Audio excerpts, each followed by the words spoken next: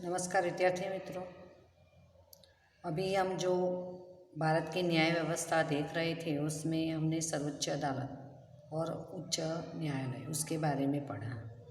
अभी हम देखेंगे लोक अदालत, जो समाज में गरीब वर्ग के, पिछड़े और शोषित वर्ग के जो लोग होते हैं उनको जल्दी और सस्ता न्याय मिले तथा जो न्याय प्रक्रिया होती है उसमें ज़्यादा समय न लगे। वो अभी जो भी केस अदालत में दाखिल किए जाते हैं उसमें तारीख पे तारीख से मतलब वो उसको न्याय प्राप्त होने में महीनों साल लग जाते हैं, तो वो कम समय लगे उस उद्देश्य से गुजरात राज्य में सबसे पहले ये लोक अदालत की स्थापना की गई थी। तो लोक अदालत किसे कहते हैं, तो वो ये मोस्ट एमपी प्रश्न है, परीक्षा में बार बार आता है। तो गरीब समाज के जो शोषित पीड़ित वर्ग के लोग हैं उनको सस्ता और जल्दी और न्याय प्रक्रिया में विलम्ब न हो, वो विलम्ब दूर करने के उद्देश्य से ये लोक अदालतों की रचना की गई है।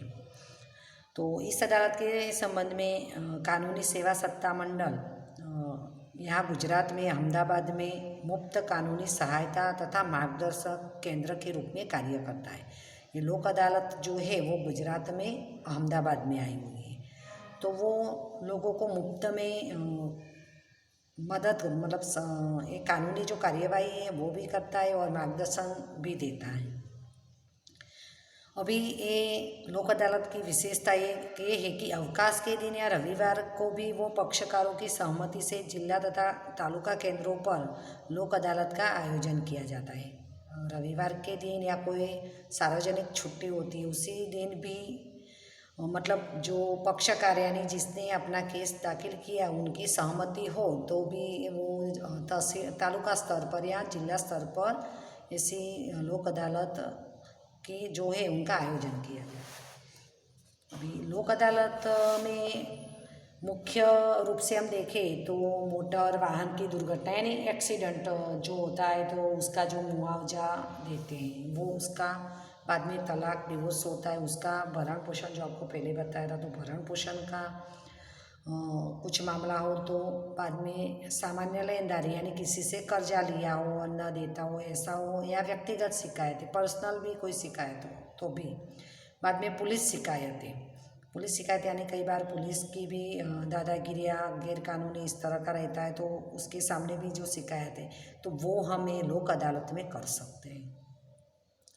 अभी जो लोक अदालत में वकील जो होते हैं वो सामाजिक कार्यकर्ताओं, प्रतिष्ठित नागरिकों, उद्योगपति, पुलिस अधिकारियों और बीमा कंपनियों के अधिकारियों के अलावा न्यायाधीश या न्यायिक कर्मचारी होते हैं। तो ये लोक अदालत में जो वकील और न्यायाधीश होते हैं तो वो कौन हो सकते हैं, तो सामाजिक कार्यकर्ताओं में से कोई भी हो, प्रतिष्ठित वरिष्ठ जिसको हम नागरिक बोलते हैं उन्हीं में से, या कोई उद्योगपति या पुलिस अधिकारी या बीमा कंपनी के अधिकारी वो भी होते हैं, और उसके अलावा न्यायाधीश या न्यायिक कर्मचारी होते हैं।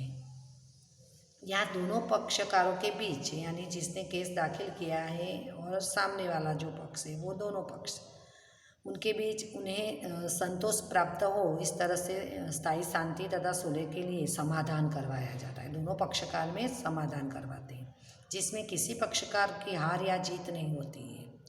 और लोक अदालत में धन यानी पैसे और समय की बचत होती है। मोस्ट एमपी है क्योंकि खाली जगह एमसीक्यूज में भी आ सकता है कि कौन सी न्यायालय में पैसे और समय की बचत होती है, तो लोक अदालत में वर्षों से रुके हुए जो विलंबित यानी सालों से जो केस चलते हैं उनका जल्दी से समाधान हो जाता है लोक अदालत में। और लोक अदालत के निर्णय फैसले जो होते हैं उनको कानूनी समर्थन प्राप्त होता है।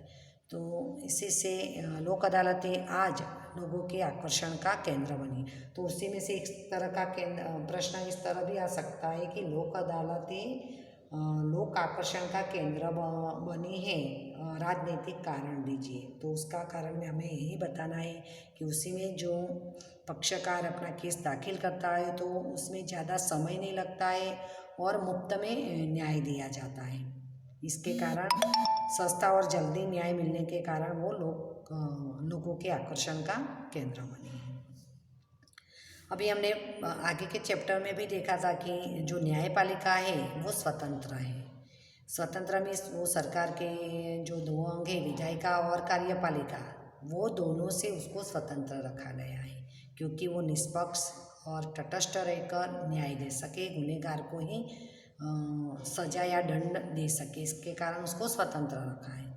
तो हमारे संविधान में हम देखें कि जो नागरिकों के मूलभूत अधिकारों की सुरक्षा है एवं सामाजिक, आर्थिक और राजनीतिक समानता है, उसके लिए जो न्याय स्थापित करने का कार्य है वो न्यायपालिका को सौंपा गया है।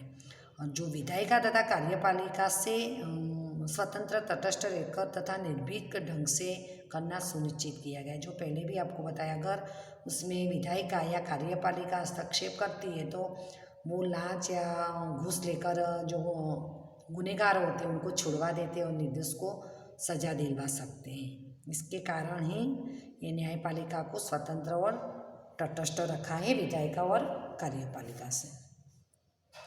अभी न्यायपालिका कोई भी कदम सरकार के पक्ष में अथवा सरकार के विरुद्ध में पक्षपातपूर्ण नहीं होना चाहिए, क्योंकि कोई भी पक्ष की सरकार हो तो ये न्यायपालिका जो भी निर्णय सुनाती है कई बार सरकार के खिलाफ भी हो सकता है या कई बार सरकार के पक्ष में भी हो सकता है, पर उसमें पक्षपात, भेदभाव नहीं होना चाहिए।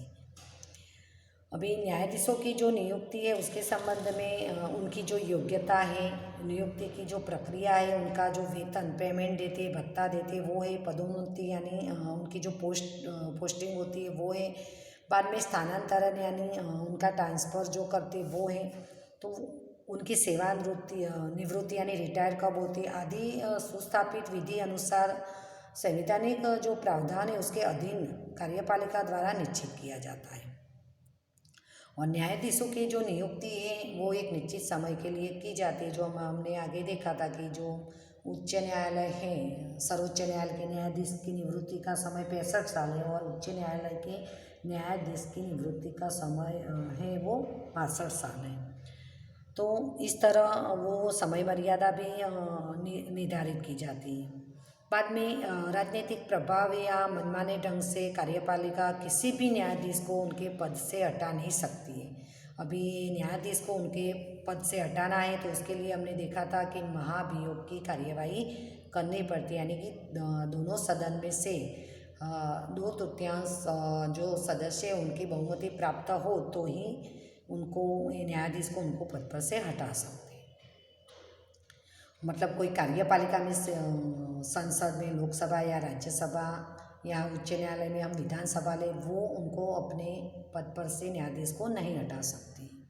अभी उनका जो वेतन, पेमेंट, भत्ता है, नौकरी की जो शर्तें हैं, ये हमारा हो गया नहीं, वो हाँ, जो न्यायाधीश है उनका जो पेमेंट होता है, उनको जो भत्ता मिलता है, उनके नौकरी की जो शर्तें हैं, उनकी पदोन्नति है, उनका स्थानांतरण है, उनका रिटायरमेंट का समय है और पेंशन फंड, ये सभी मामलों में उन्हें नुकसान हो इस प्रकार का कोई परिवर्तन नहीं किया जा सकता है। और न्यायाधीशों के कार्यकाल के दौरान उनके कामकाज, उनके जो फैसले, उनके संबंध में संसद या विधानसभा में कोई भी चर्चा, उस पर टीकात्मक प्रतिक्रिया की जा सकती है। यानी जो उच्च न्यायालय, सर्वोच्च न्यायालय जो भी फैसला सुनाते हैं उनकी टीका, मतलब उनमें कोई गलतियां हैं तो वो विधानसभा और संसद दोनों उनको बता सकती है। अभी सेवानिवृत्ति होने के बाद न्यायाधीश जब निवृत्त होते, रिटायर होते, तभी कोई भी न्यायाधीश किसी भी न्यायालय में वकालत नहीं कर सकते। और इन सभी प्रावधानों के पीछे मूलभूत उद्देश्य न्यायाधीश निर्भयतापूर्वक यानी किसी से डरे बिना ईमानदारी तथा स्वाभिमान के साथ स्वतंत्र तथा निष्पक्ष होकर अपने कर्तव्य का पालन करे तथा जनता को सच्चा, पारदर्शी और जल्दी से न्याय प्रदान करे। तो भारतीय संविधान द्वारा न्यायपालिका को स्वतंत्र, निष्पक्ष, तटस्थ, एक सूत्री तथा विशिष्ट स्थान दिया गया है। और क्यों दिया गया है उसके लिए हमने देखा कि वो सच्चा ने, मतलब जनता को सच्चा, पारदर्शी है, जो है वो साफ दिखाए और जल्दी से न्याय प्रदान कर सके। और सर्वोच्च न्यायालय में सार्वजनिक हित के दावों यानी समाज के सभी लोगों का हित उसमें छुपा हुआ हो, ऐसे कई केस होते हैं। सार्वजनिक हित के कई प्रश्न होते हैं। सार्वजनिक हित की कोई समस्याओं का हल के लिए मात्र पोस्टकार्ड तथा सामान्य पत्र द्वारा की गई शिकायतों को सार्वजनिक हित की शिकायत के रूप में स्वीकार करते हुए सर्वोच्च न्यायालय ने कार्यपालिका को समय समय पर आवश्यक आदेश भी दिए हैं।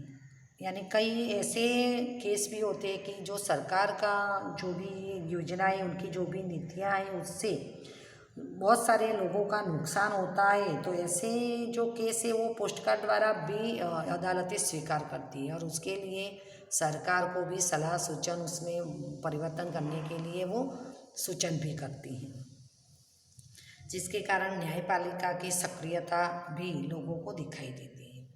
तो इस समय न्यायपालिका के पास अभी हमने ये भी देखा कि सार्वजनिक हित की बात आती है, जैसे कि कोरोना काल में कई बार आपने सुना होगा कि उच्च न्यायालय ने भी सरकार से सवाल किए कि ये बीमारी इतनी क्यों बढ़ी, उसके वगैरह, मतलब जो सवाल हैं वो पूछ सकती है जब सार्वजनिक हित की बात आती है। तो इस समय न्यायपालिका के पास करीबन 3.5 करोड़ से अधिक केस हैं वो उनके पास है। और अपर्याप्त जो न्यायालय है, न्यायाधीशों एवं जो स्टाफ है उनकी कमी है, उसके कारण न्याय देने में भी विलम्ब होता है, ज़्यादा समय लगता है। तो ये सब रोकने के लिए 1,500 से भी अधिक पुराने और अप्रस्तुत कानून को बदलने की तैयारी वर्तमान सरकार ने की है। यहाँ पर ये लेसन हमारा पूरा होता है। आप लोग जो स्वाध्याय है उसका लिख देना है।